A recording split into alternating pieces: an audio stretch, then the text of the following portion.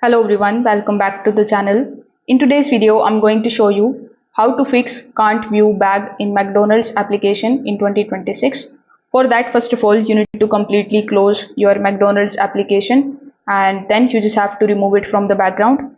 Afterwards, you just have to simply tap on the McDonald's app icon in order to reopen it. You can also try logging out of your account and then signing back in. And this particular step also going to refresh your charts data. Now, if that doesn't work, you can just simply open your Google Play Store or App Store. Over here in the search bar, you just have to simply search for the McDonald's application. Now, if you are able to see this update button over here, you just have to tap on that update button and you need to update your application to the latest version. Now, if after doing this, the McDonald's application still stuck, you can just simply go to the settings and then clear cache on Android, or you can reinstall the app on iPhone and on Android both. Now you can also check the internet connection, since weak Wi-Fi or the mobile data can stop the bag from loading properly. So if this video helped you out, make sure that you like this video and subscribe to the channel. Thanks for watching.